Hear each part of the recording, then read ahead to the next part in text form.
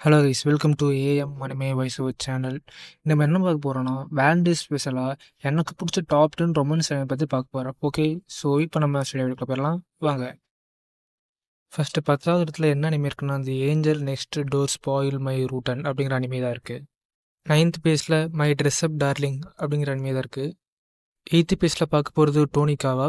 இந்த அனிமே வந்து normal romance anime இல்லாமல் ஒரு சூப்பர் நேச்சுரலோட அனிமையாக இருக்கும். அதனால தான் 8th பேஸில் வச்சுருக்கேன்.